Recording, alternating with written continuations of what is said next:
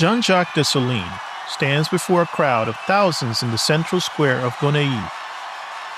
He is 46 years old, a former slave who rose to become Haiti's military commander after Toussaint's capture. Where Toussaint was calculating and diplomatic, Dessalines is blunt and ruthless. Where Toussaint tried to work within European systems while slowly dismantling them, Dessalines has no patience for such games. It is January the 1st of 1804 in Gonaïves, Haiti. Behind Dessalines, the flag of the new nation hangs limp in the humid air, blue and red, with the white stripe torn out. The symbolism is deliberate. The French tricolor minus the white, representing the removal of whites from Haiti's future. No compromise, no halfway measures, complete independence or death. Dessalines holds a document written by Louis Boisron-Tonnerre, his secretary. The declaration they're about to read took weeks to compose. Every word argued over, every phrase weighed with the knowledge that what they're declaring will make enemies of every colonial power in the Atlantic world. Before committing it to history, Boisron-Tonnerre had told Dessalines, "We should write this declaration in the blood of the white men we have killed." Dessalines laughed grimly. "That won't be necessary. The declaration itself will be written in blood, ours and theirs, for generations to come. It is not enough to have expelled from your country the barbarians who have bloodied it for 2 centuries. It is not enough to have restrained the factions that successively mocked the specter of liberty that France held before your eyes. We must, by a last act of national authority, ensure forever the empire of liberty in the country of our birth." The crowd erupts, not just in celebration, but in relief. The thing that they fought for since 1791, 13 years of warfare, hundreds of thousands dead, it is finally here. They've won, against France, against Britain, against Spain, against the entire assumption that slaves couldn't defeat European armies, couldn't govern themselves, couldn't build a functioning state. But as Dessalines continues reading, as he proclaims Haiti's eternal independence and renounces France forever, what he doesn't know, what none of them know in the crowd, is that winning the war is about to become the easiest part yet. Because the world is watching, and the world has decided that Haiti's success cannot be allowed to stand unpunished.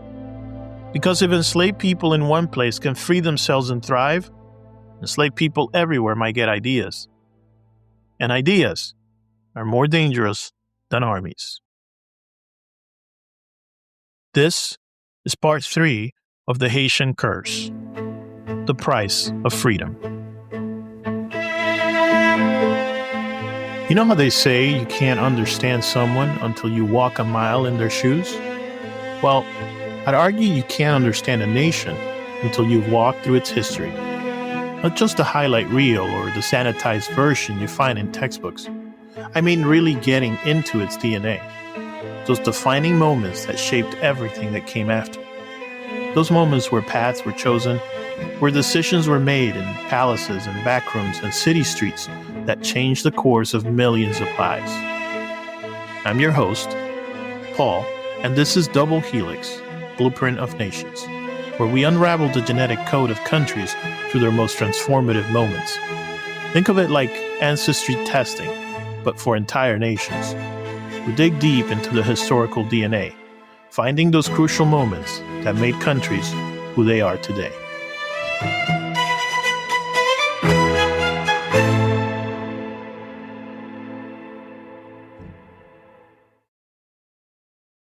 On January 1st, 1804, when Haiti declared independence as the world's first Black republic, it joined a community of nations.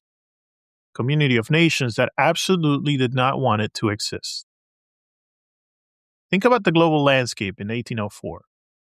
The United States, itself only 28 years independent, still practices slavery. Britain, France, Spain, Portugal, the Netherlands. Every major European power depends on enslaved labor in their Caribbean colonies.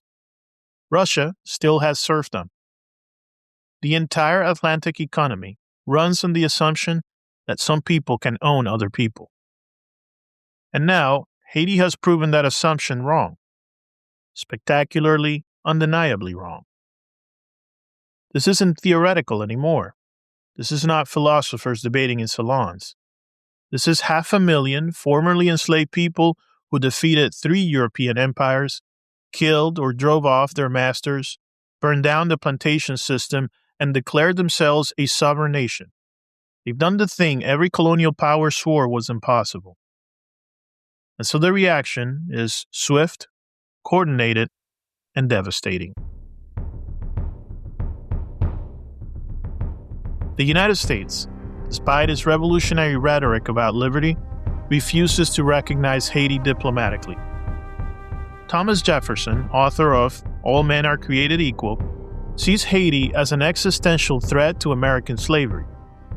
If Haiti succeeds, if a black republic can function and prosper, what message does that send to the enslaved people in Virginia, in South Carolina, throughout the American South? So, the United States implements a trade embargo. No American ships can trade with Haiti. No Haitian ships can dock in American ports. It is economic warfare designed to strangle the infant republic in its cradle. Britain, despite having recently abolished the slave trade, though not slavery itself, follows suit. French Caribbean colonies are too valuable to risk Haiti's example spreading. So, Haiti is isolated, cut off from the British markets, British goods, and British trade networks. France, defeated militarily but vengeful diplomatically, goes even further. They don't just refuse recognition, they begin plotting reconquest, making it clear that they consider Haiti to be French territory in rebellion rather than an independent nation. Spain, Portugal, the Netherlands. Every slave-holding power in the Atlantic world coordinates to ensure Haiti's failure.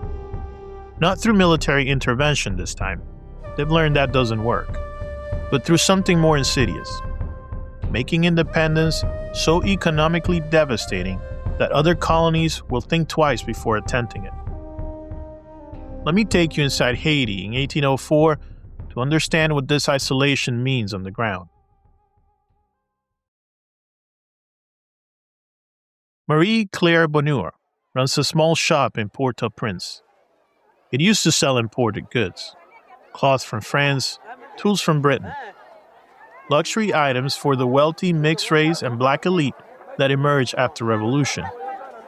Now her shelves are mostly empty. Before independence, she explains to a customer, I could get French wine, English cotton, Spanish leather. Now, nothing arrives. The merchant ships that used to fill our harbors stay away. When they do come, the goods are twice the price because traders are risking sanctions from their home countries just by docking here. This is a reality of international isolation.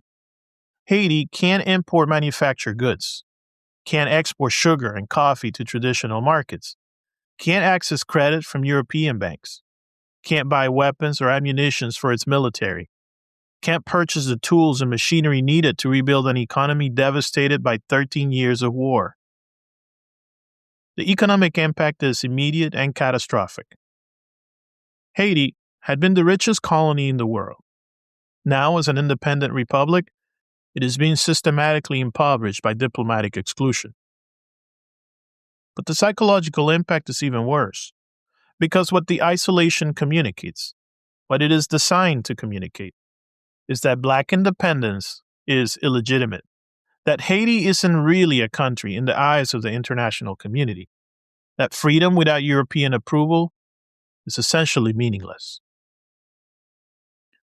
But before we talk more about the international isolations and its effects, we need to address what happened in Haiti immediately after independence, something that will forever complicate any simple narrative of liberation versus oppression.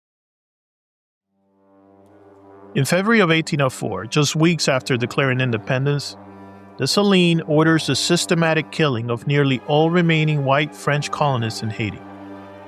Not the soldiers, they've already been defeated or expelled. Not plantation owners, they fled during the revolution. The white population that remained, maybe 3,000 to 5,000 people, mostly artisans, merchants, doctors, and priests. People who stayed through the revolution, who've often opposed slavery, and who thought they might have a chance in independent Haiti. Dessalines gives the order.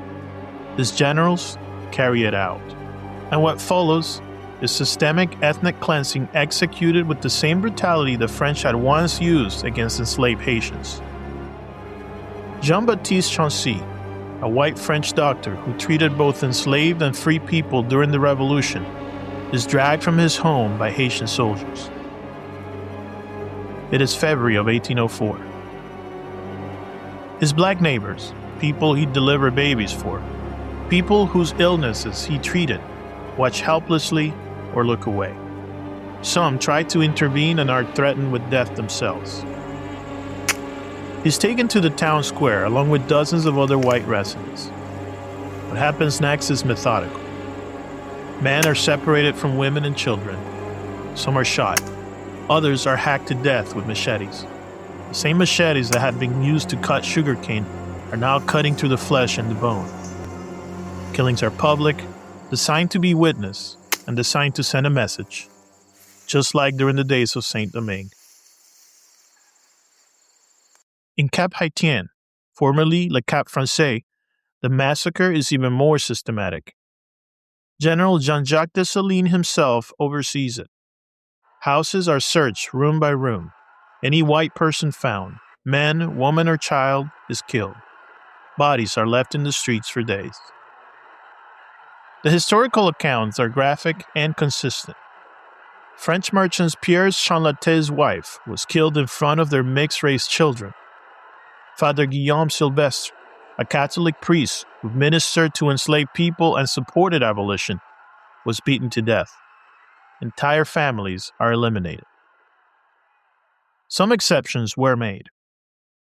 Polish soldiers who defected from the French army to fight for Haiti are spared. Some doctors and skilled artisans Dessalines deemed essential are protected. A few white women who married black Haitian men were allowed to live.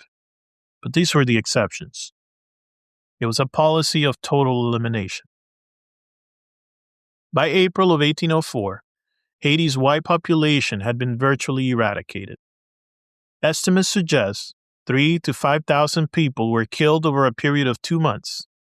It was systematic, organized, and thoroughly documented by both Haitian military records and foreign observers. Why? Why would Dessalines, having just achieved independence, order what amounts to ethnic cleansing and genocide? The answer is complex, and it doesn't excuse the brutality, but context does matter. Dessalines feared, not unreasonably, that any remaining white French population would become a fifth column for reconquest, that they provide intelligence to French invasion forces or organize resistance, undermine the new state from within. The revolution had been so brutal, the fear of restoration so intense, that Dessalines calculated that Haiti couldn't risk any white presence at all. There was also the psychological calculation. By making reconciliation with France impossible, by committing an atrocity that France could never forgive, Dessalines ensured that Haiti couldn't return to the French rule even if some faction wanted to negotiate. He burned the bridge so thoroughly that independence became the only possible outcome. And then there was revenge. 13 years of Revolutionary War, the memory of how whites had treated enslaved people, the tortures that we discussed during episode 1, the systematic brutality, the calculated cruelty. Some Haitian soldiers carried out these killings with the rage of people repaying centuries of oppression. But while we understand it, it doesn't make it any less horrific. This was a war crime. This was the systematic murder of civilians based on their race. This was revenge enacted on people who often hadn't personally participated in slavery's worst atrocities. In fact, some of them supported abolition altogether. Strategically, it was a massive backfire. The massacre gave every opponent of Haitian independence ammunition. It confirmed every racist stereotype about Black people being inherently savage, unable to govern with civilization, reverting to barbarism when given power. It made international recognition harder because nations could point to the massacres as proof that Haiti was a threat to civilized order. Dessalines didn't care. Or he calculated that international condemnation was inevitable regardless, so he might as well ensure no internal French population remained. But the massacre still haunts Haitian history. It is used by Haiti's enemies to justify isolation and intervention. It is debated by historians trying to understand how liberation movements can commit atrocities. It's a stain that complicates any simple narrative of revolutionary virtue. We can agree that the revolution was just, that independence was earned, but the methods used to secure that independence included systematic murder of civilians. Both things are true, and both things matter for understanding what comes next.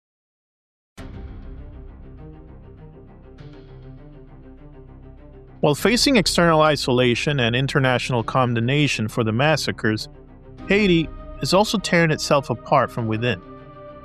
The divisions that Toussaint had managed to contain through a force of personality and strategic genius now explode into open conflict. Dessalines ruled as Emperor Jacques I, taking a monarchical title that strikes many as betraying revolutionary principles. He is brutal, paranoid, and increasingly isolated from his own people. His policies are designed to restore economic productivity through forced labor that looks suspiciously like slavery under a different name. In February of 1806, less than 2 years after declaring independence, Dessalines is assassinated. Not by French agents or foreign enemies, but by his own generals, the men who fought alongside him for Haitian independence, but who now see him as a tyrant. What follows is Haiti's split into two competing states, a division that will last until 1820 and permanently damage any chance of unified national development. Let me take you to this moment of fracture. We are in Port-au-Prince in October of 1806. Henry Christophe and Alexandre Pétion sit across from each other in what should be a transitional government meeting. Both were generals under Dessalines. Both are respected military leaders, but both believe they should lead Haiti forward. They represent fundamentally different visions of what Haiti should become. Christophe is African-born, a former slave who rose through pure military merit. He believes Haiti needs strong centralized authority to survive. He wants to restore plantation production, rebuild the army, create a powerful state that can resist foreign intervention. His model is Toussaint's approach: maintain economic productivity to prove Haiti's viability, even if it means forcing people back to the plantation. Pétion is lighter skinned, educated, more aligned with the mixed-race elite. He believes in Republican principles, land redistribution, giving formerly enslaved people actual freedom rather than regimented productivity. His model is more egalitarian but also potentially economically weaker. The meeting ends without resolution. Within months, Haiti splits in two. Christophe controls the north, declaring himself King Henry I and building a kingdom complete with nobility titles and a palace at Sans-Souci. Pétion controls the south, establishing a republic with liberal land policies. It is a disaster. The one advantage Haiti had, having defeated all external enemies and unified under one government, is thrown away.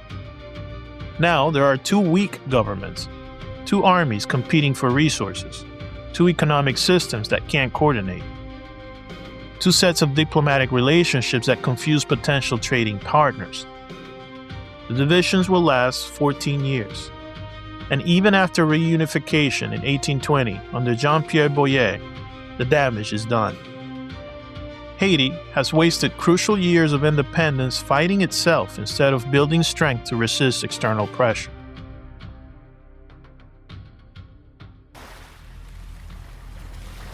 In 1825, France makes Haiti an offer it cannot refuse. Except, it isn't really an offer. It is extortion. 21 years after Haitian independence, France sends a fleet of warships to Haiti's coast. Not to invade, they've learned the lesson, but to deliver an ultimatum backed by the implicit threat of military reconquest. The terms are simple. Haiti will pay France 150 million francs as compensation for lost property in Saint-Domingue. The property in question includes the land, the buildings, the plantations, and the enslaved people themselves. France is demanding that Haiti pay for the slaves' freedom, pay their former masters for the crime of freeing themselves. Let me be absolutely clear here. This is asking Haiti to pay for its own people, to compensate slave owners for losing their human property, to treat liberation as the theft that requires restitution. The amount is staggering. 150 million francs in 1825 equals roughly $21 billion in today's currency. For a nation of 700,000 people devastated by war, isolated from international trade with minimal economic infrastructure, it is an impossible price. The alternative France offers is reconquest. Return to colonial status, restoration of slavery, everything the revolution had been fought for, reversed. Let me take you inside Haiti's government as the ultimatum arrives. Jean-Pierre Boyer, Haiti's president, sits with his advisors studying France's demand. We are in Port-au-Prince in July of 1825. Around the table are men who've kept Haiti independent for 2 decades. Generals, administrators, intellectuals, all trying to calculate the incalculable. We cannot pay this, says one advisor, his voice tight with fury. This is ransom.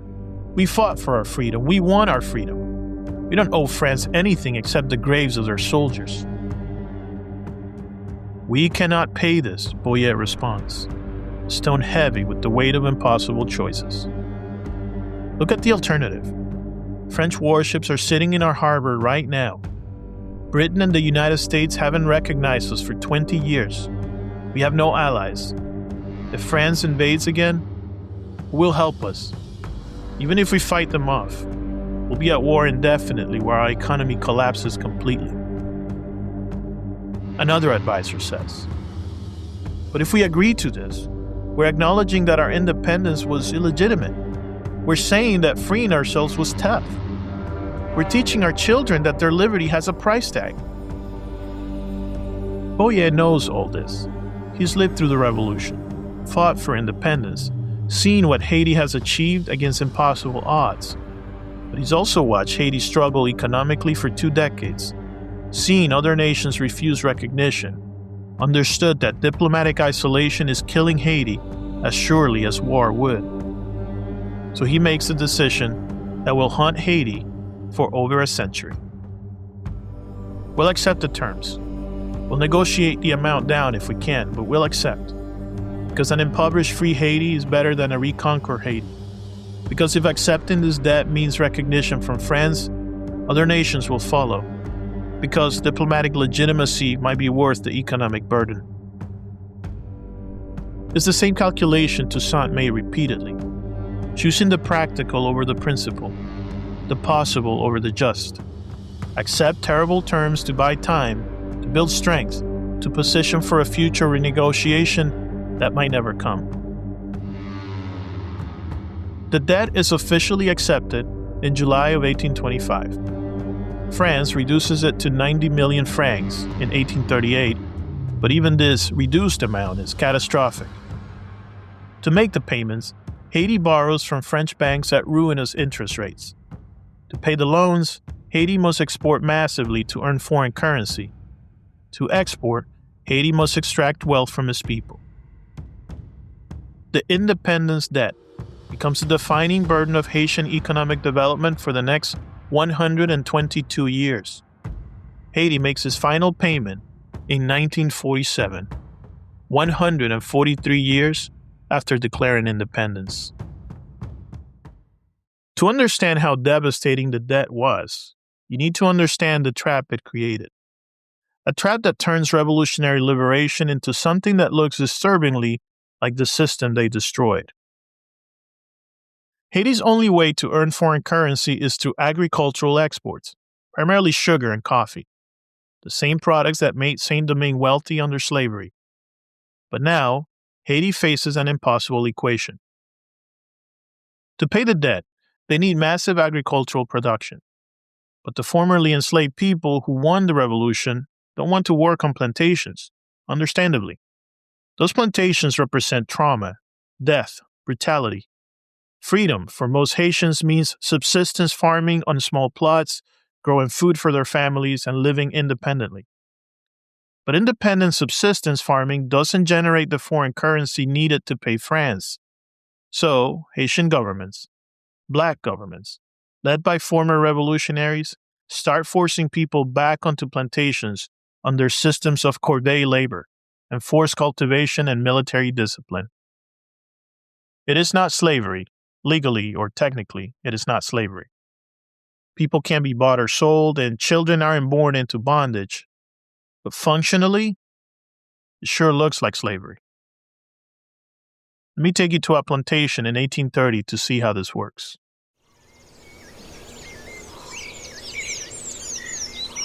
Paul Moreau wakes before dawn at a plantation that used to be called Plantation Breda. It is the same plantation where Toussaint once worked. It is now called Plantation Leclerc in northern Haiti in 1830. The plantation has been reconstructed, reorganized, put back into production to generate revenue for Haiti's foreign debt. He's technically a free man, has a certificate proving it. But he's required by law to work on this plantation, to meet production quotas, to follow schedules set by overseers. If he refuses, soldiers will come. If he runs, he'll be caught and forced back. My grandfather was enslaved here, he tells another worker as they walk to the fields. He died cutting cane under French overseers. I'm free. The law says I'm free, but I'm cutting the same cane in the same fields for the same reason, so wealthy people far away can make money from our labor. But we're paid, his companion protests. It's not the same. We're paid wages that barely buy food, and half of what this plantation produces goes to paying France for the crime of freeing ourselves. Tell me how that's different. This is Haiti's trap. To maintain independence, they must pay the debt. To pay the debt, they must export. To export, they must force their own people into agricultural labor they don't want to do. The revolution won freedom, but Haiti's governments must violate that freedom to maintain sovereignty. And the worst part? Even with this exploitation, Haiti can barely meet its debt payments. The country is constantly on the edge of default, constantly negotiating with French banks for extensions, refinancing, new loans to pay old loans. The debt breeds more debt. Interest compounds until Haiti is trapped in a cycle of extraction that can never end. By the 1840s, a generation has grown up in independent Haiti. Children who never experienced slavery directly, who only know freedom. But the Haiti they're inheriting is not the Haiti their grandparents fought for. Let me take you inside a schoolhouse to understand what independence means to this generation. We're at a public school in Port-au-Prince in 1843. Teacher Celeste Janvier stands before 30 students teaching Haitian history. She's 40 years old, born during the Revolution, educated in the schools established after independence. She believes in Haiti's potential, has to believe in it, or her whole life is a lie. Your grandparents, she tells the class, defeated the armies of France, Britain, and Spain. They proved that enslaved people could win their freedom. They created the first black republic in history. They did something the world said was impossible. The students listen with pride. This is their heritage. Revolution, victory, liberation. But then, one student asked a question that haunts every Haitian discussion of independence. Then why are we so poor? Why does France still control us through debt? Why don't other nations recognize us? Janvier pauses. Because how do you explain to children that winning isn't the same thing as being allowed to win? That military victory doesn't guarantee diplomatic recognition? That freedom has a price tag that can bankrupt generations? We won our independence, she says carefully, but the world punished us for winning. They make us pay for our freedom. They isolate us economically. They teach other enslaved people that liberation leads to poverty, not prosperity. We're being made into a warning. This is the inheritance of Haiti's independence. A victory that feels like defeat. A freedom that comes with crushing debt. A revolution that succeeds militarily but is strangled economically. The trauma is multi-generational. Parents tell children about the brutality of slavery they escaped, but the children look around at poverty, at forced labor, at foreign debt and ask, is this what we fought for? Is this what freedom looks like? And the answer is complicated. Yes, it's freedom. Freedom from being property, from being sold, from the 7-year death sentence of Saint-Domingue, but it is also not freedom. Not from exploitation, not from forced labor, not from external control of Haiti's economy. By 1850, Haiti has been independent for 46 years and still hasn't escaped the shadow of slavery. The independence debt has restructured Haiti's entire economy around export agriculture. It has created a permanent debtor relationship with France and taught a generation of Haitians that their freedom came at a price they'll never finish paying. The debt works exactly as intended. Not just for France, though French banks make enormous profits from the interest, but for every slave-holding power watching Haiti struggle. Look at what happened in other Caribbean colonies. In Jamaica, in Martinique, in Cuba, enslaved people saw what happened to Haiti.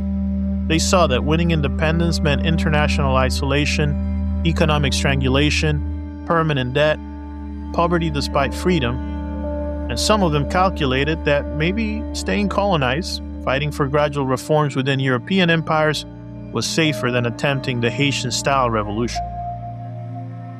Haiti became the cautionary tale it was designed to be. Not necessarily because the revolution failed.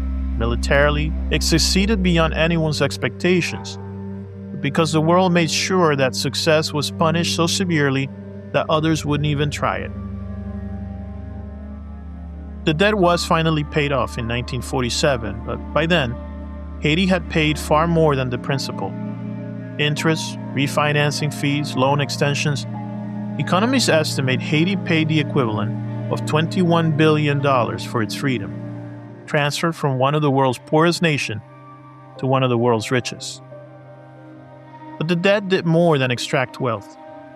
It shaped Haiti's development pattern in ways that persist today. It forced concentration on export agriculture rather than diversified economy. It created a governing class whose primary function was managing debt and extracting rather than building national infrastructure. It embedded a psychology of permanent crisis, of corruption, of external control, of independence that isn't quite independent.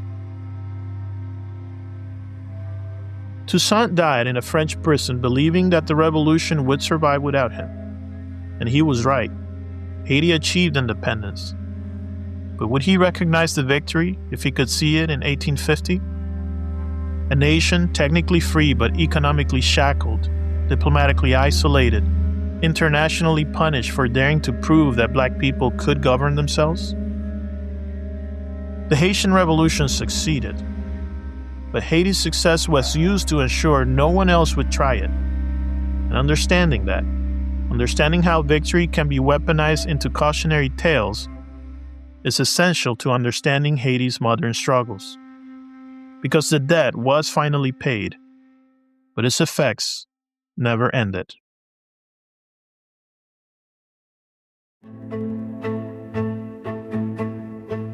Next time, on Double Helix, in 1915, U.S. Marines invade Haiti, beginning a 19-year occupation that will reshape the nation's economy, politics, and psychology. How American imperial ambitions, racist assumptions about black self-governance, and corporate interests transform Haiti from a struggling republic into a corrupt client state. We'll trace how occupation destroys local banking systems, created the authoritarian structures that enabled the Duvalier dictatorship, and established patterns of foreign intervention that continue into the 21st century. Next is our final episode that examines how Haiti's revolutionary success became its permanent curse. How the price of being first was international punishment that continues across generations. Until then, thank you for listening. We will see you soon.